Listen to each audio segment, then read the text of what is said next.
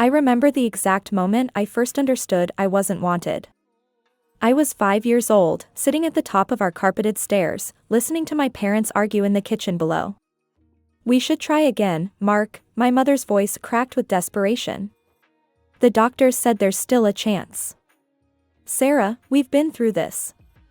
3 miscarriages after Emma. I can't watch you go through that again. But we need a son, someone to carry on the family name. Emma's just..." My mother's voice trailed off, heavy with disappointment. I couldn't understand then why my gender mattered so much, but my parents made sure I knew. Every birthday, every Christmas, every family gathering became an opportunity to remind everyone of their misfortune.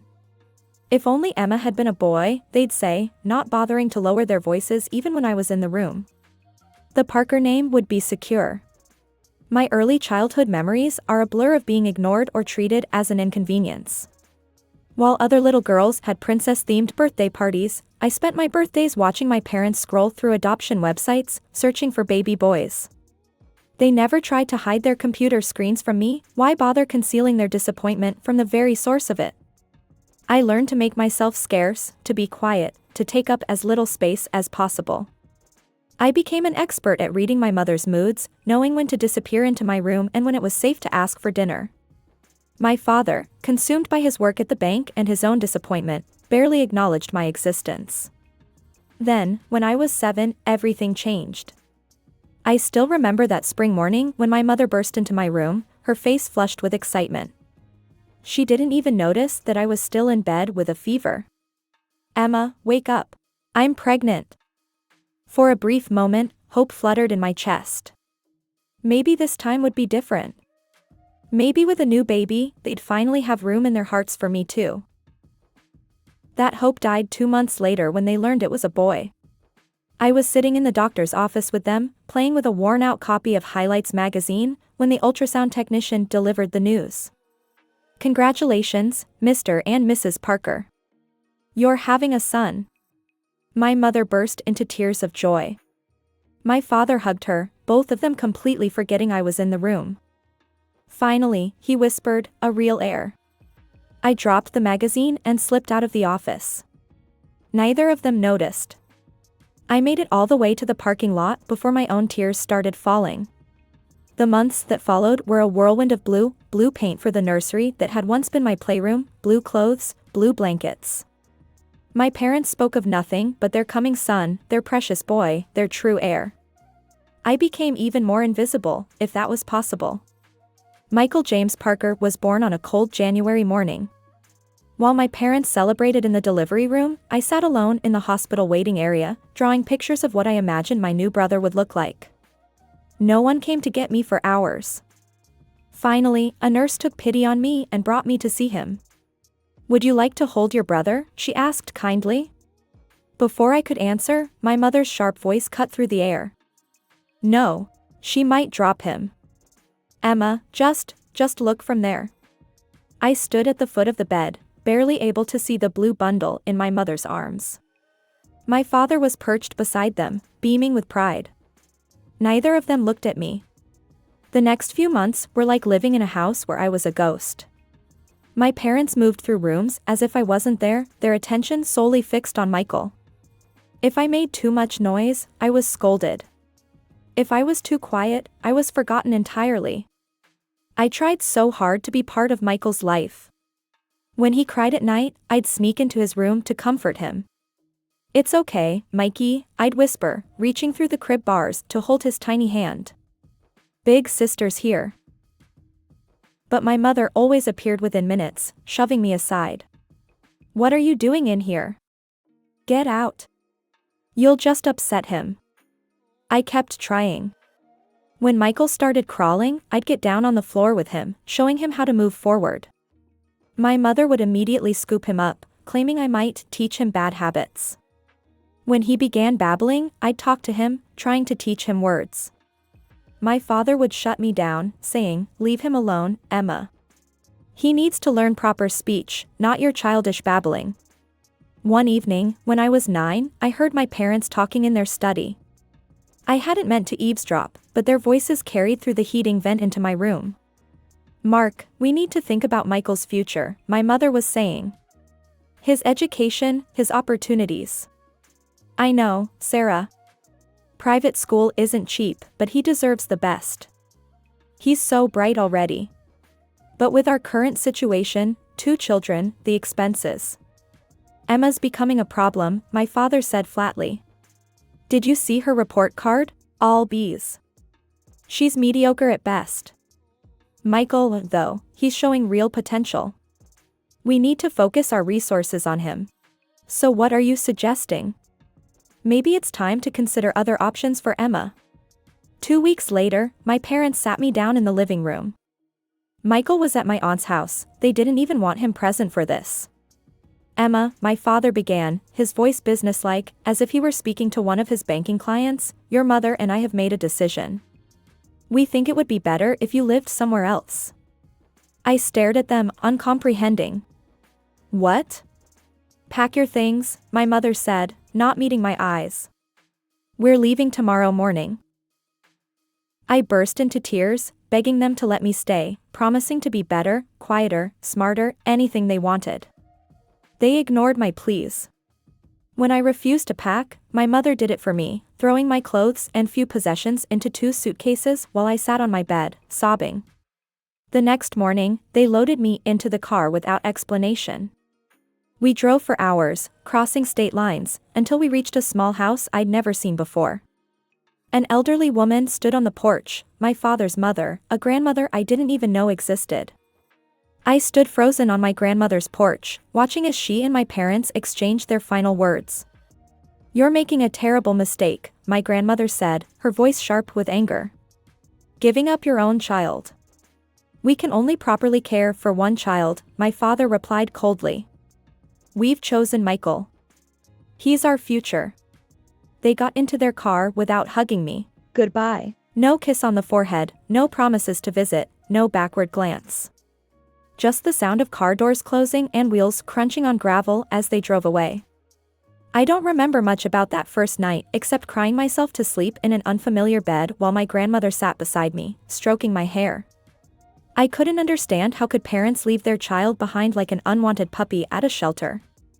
The days turned into weeks, and slowly, I began to adjust to life with Grandma Helen. She was nothing like my parents.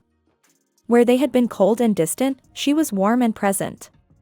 Where they had criticized, she encouraged. Where they had ignored, she paid attention. I discovered that Grandma was a high school English teacher, respected and loved by her students. After school, she'd sit with me at her kitchen table, helping me with homework while sharing stories about her favorite books and authors. She had a way of making learning feel like an adventure rather than a chore. Education is the one thing nobody can ever take away from you, Emma, she'd tell me, her eyes twinkling. It's your key to freedom. 6 months after I arrived, Grandma sat me down one Saturday morning. She had papers spread out on the kitchen table, and her expression was serious but kind. Emma, honey, I need to tell you something important. I've adopted you legally. Do you know what that means? I nodded slowly. You're my guardian now? That's right. I'm legally responsible for you, just as if I were your mother. I remember feeling both relieved and scared. What about them? They've signed away their parental rights, she said gently. You don't have to worry about being sent away again. After that day, my parents became like ghosts, present only in fading memories. They never called, never visited, never sent cards on my birthday. But surprisingly, their absence began to hurt less and less. Under Grandma's care, I flourished. My grades improved dramatically, B's became A's, and soon I was at the top of my class. I joined the debate club, made real friends who came over for sleepovers and movie nights. Grandma came to every school event, beaming with genuine pride. Sarah Martinez became my best friend after we were paired for a science project. Her family often invited me for dinner, and her mother would hug me just as warmly as she hugged Sarah. For the first time, I experienced what a normal, loving family felt like. Senior year of high school brought the inevitable question, what's next? While my classmates stressed over college applications, I had already made my decision. Finance had always clicked with me, numbers made sense in a way people sometimes didn't, and watching my grandmother manage her modest teacher's salary with impressive skill had taught me the value of financial literacy. Columbia University has an excellent finance program, I told Grandma one evening while we were reviewing college brochures. Their placement rate for graduates is incredible. She looked up from her grading and smiled. You've always aimed high, Emma. Have you looked at their requirements? I had. My GPA was strong, my extracurriculars were solid, and my SAT scores were well above their average. But the tuition, that was another story. I know it's expensive, I started, but Grandma cut me off. Apply, she said firmly. We'll figure it out. When the acceptance letter came, along with a partial scholarship, I couldn't believe it. But there was still a significant gap between the scholarship and the full tuition. I've been saving for this since the day you came to live with me, Grandma revealed, showing me her college fund for me. Your education is an investment in your future, and I believe in you. College was everything I'd hoped for and more. I threw myself into my studies, maintaining my scholarship while interning at various financial firms during summers. By graduation, I had job offers from several prestigious companies. I chose Morton and Pierce Financial in my grandmother's city. The prodigal granddaughter returns, she joked when I told her I was coming home. But we both knew the truth. I wasn't coming back out of obligation. This was where I wanted to be. Starting as a junior financial manager, I worked harder than anyone else in my department. Late nights, extra projects, whatever it took. Within a year, I was promoted to senior financial manager, with my own team to lead. For my 25th birthday, Grandma hosted an intimate dinner at her house. The same house that had become my sanctuary all those years ago. She'd prepared all my favorites, her famous pot roast, garlic mashed potatoes, and chocolate cake that could make angels weep. After dinner, as we sat in her cozy living room with cups of tea, Grandma's expression turned serious. Emma, there's something I need to tell you. Your parents contacted me a few months ago. They wanted money for Michael's college tuition. I sat very still, waiting for some emotion to surface, anger, hurt, anything. But there was nothing. I told them no, of course, Grandma said, stirring her tea. I reminded them that they made their choice years ago when they left you here. I made my choice too, to take care of you. And I've never regretted it for a moment. We returned to celebrating my birthday, the mention of my former family floating away like smoke from the birthday candles I'd blown out earlier. They had no power over me anymore. I had built my own life, my own success, my own happiness. Life has a funny way of exceeding your expectations when you stop letting the past hold you back. By 30, I had achieved more than I'd ever dreamed possible. As financial director of Morton and Pierce, I was one of the youngest executives in the company's history. I rarely thought about my former family anymore, though occasionally I'd wonder if Michael had inherited our father's receding hairline or our mother's tendency to talk with her hands. But they were like characters from a book I'd read long ago, familiar but not real. Then came the Facebook message. I was having my morning coffee when the notification popped up. A comment on one of my professional headshots. Oh my God, I'm so proud. My beautiful, successful daughter. You've grown into such an accomplished woman. Sarah Parker. My mother. My hand shook slightly as I opened her follow-up private message. Emma, darling. I've been trying to find the right way to reach out. You look so beautiful and successful in your photos. I always knew you had potential. We've been having some financial difficulties, Michael's student loans are crushing us. We took out quite a bit to send him to school. I was hoping we could meet for coffee. The whole family misses you terribly. We're ready for a happy reunion. Love, Mom. I read the message 5 times, noting how she mentioned my success before asking for money, how she signed it a mom, as if the last 20 years hadn't happened, how she didn't once apologize for abandoning me.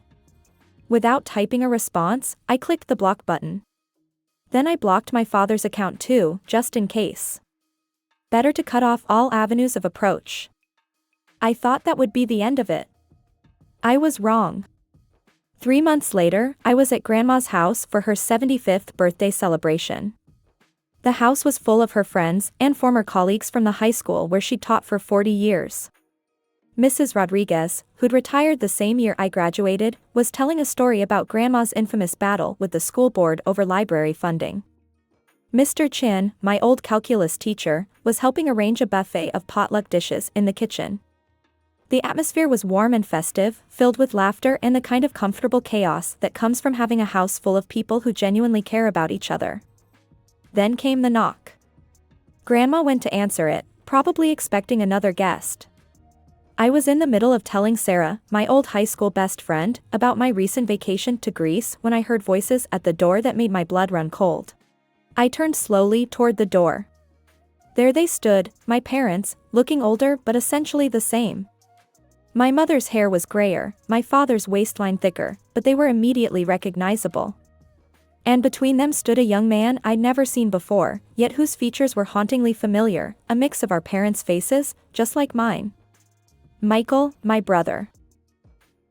"Happy birthday, Mother," my father said stiffly, thrusting a hastily wrapped package into Grandma's hands. From the shape and weight, it looked like a cheap bottle of wine. Before anyone could react, my mother burst past Grandma and rushed toward me, arms outstretched. "Emma. Oh, my precious daughter." I stepped back, but she managed to grab me in an awkward hug that felt like being embraced by a mannequin.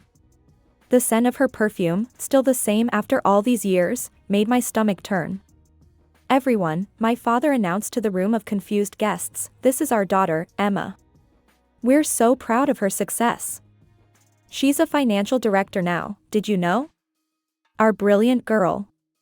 "Our brilliant girl?" I cut in, my voice sharp enough to slice steel. "What exactly do you need?" "Emma, please," my mother whispered urgently, "don't make a scene." Then, louder, for the benefit of the guests, "we're here to reunite our family." What better occasion than Mother's birthday to bring everyone together again? "I didn't invite you," Grandma said firmly, her teacher voice in full effect. "I think you should leave." Mrs. Rodriguez stepped forward with a concerned expression. "Now, Helen, surely on your birthday, family should be together. Forgiveness is important." "Yes." My mother seized the opening, tears suddenly streaming down her face. "I've missed my baby girl so much. Every day without you has been agony, Emma." Something snapped inside me. 20 years of buried rage bubbled to the surface like lava. "Really, Mom? Why don't you tell everyone why we haven't been together as a family? Since you're so interested in honesty, why don't you explain exactly what happened?" "Emma, don't," my mother started, reaching for my arm. I jerked away from her touch. "No, let's tell the truth. Let's tell everyone how you and Dad drove me to Grandma's house when I was 9 years old. Let's tell them how you packed my bags while I cried and begged to stay. Let's tell them how you dumped me here because you only wanted to focus on your precious son." The room had gone deathly quiet. Michael stared at the floor, shifting uncomfortably. "Let's tell them how you never called, never visited, never sent a birthday card. How you erased me from your lives like I was a mistake you could just throw away. And now, after 20 years of silence, you suddenly want to be a family again? Now that I'm successful and wealthy, you suddenly remember you have a daughter?" My mother's fake tears had dried up. She stood there, mouth opening and closing like a fish out of water. Around the room, faces that had been puzzled or encouraging moments before now wore expressions of shock and disgust. Mrs. Rodriguez had her hand over her mouth. Mr. Chan was shaking his head slowly, his earlier smile replaced by a deep frown. My mother's face suddenly contorted with rage, her mask of maternal love shattering completely. "You ungrateful brat," she shrieked, jabbing a finger in my direction. "Your father is disabled. He needs expensive medical treatments. As his daughter, you're legally obligated to help." "That's right," my father chimed in, suddenly adopting a pained expression. "I can barely work anymore. We'll sue you for filial support if we have to. You have money now, you owe us." A laugh bubbled up from my chest, surprising even me with its intensity. It wasn't a happy laugh, it was the kind of laugh that comes when something is so absurd you can't help but find it darkly funny. "I don't owe you anything," I said, wiping tears of laughter from my eyes. "You seem to have forgotten one crucial detail. You signed away your parental rights. Legally, I'm not your daughter anymore. Grandma adopted me, she's my legal parent. You can't sue me for filial support any more than you could sue a stranger." The color drained from their faces so quickly, it was almost comical. My father's mouth opened and closed wordlessly while my mother's hands began to shake. "Emma, sweetie, we're sorry," my mother's voice turned saccharine again. "We made a terrible mistake. Please, can't we start over? We're family." "No," I said simply. "We're not." "That's enough," Grandma announced, reaching for her phone. "Get out of my house, or I'm calling the police. I'm sure they'd be very interested in hearing about your attempts at extortion." Michael, who had been silent this whole time, tugged at our father's sleeve. "Dad, let's just go." They shuffled toward the door, my mother still trying to get the last word with muttered curses and accusations. My father looked back once, his face a mix of anger and desperation. But there was something else there too, the dawning realization that they had well and truly lost any chance they might have had. As the door closed behind them, the tension in the room dissolved like sugar in hot tea.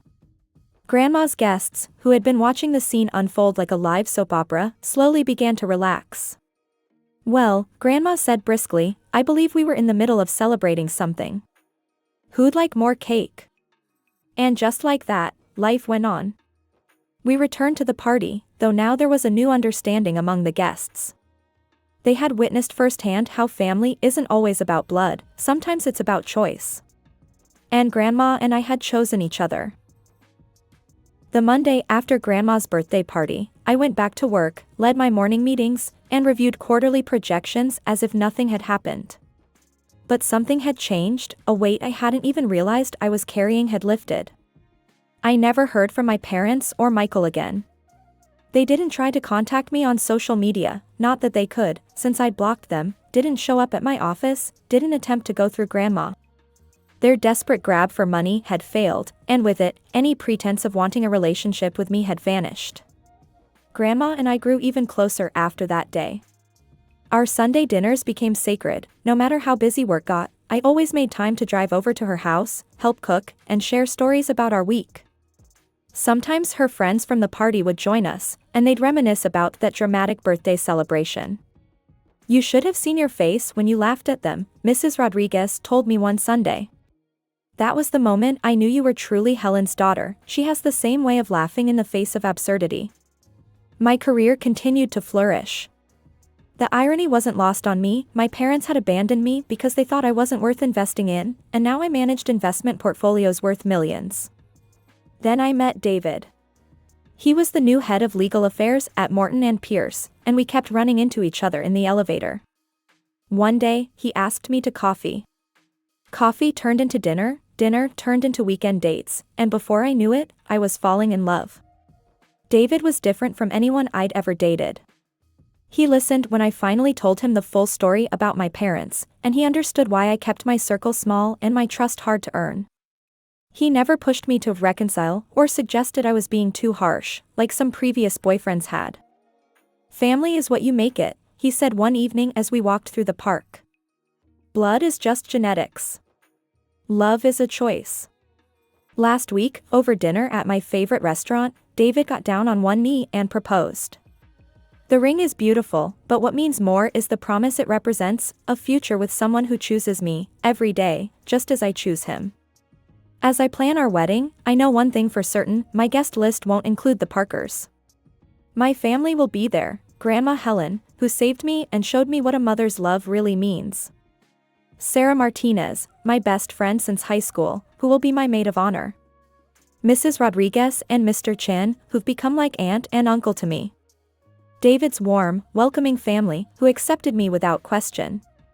These are the people who matter. These are the ones who stayed. Sometimes, late at night, I think about that 9-year-old girl sitting in the back of her parents' car, wondering what she did wrong.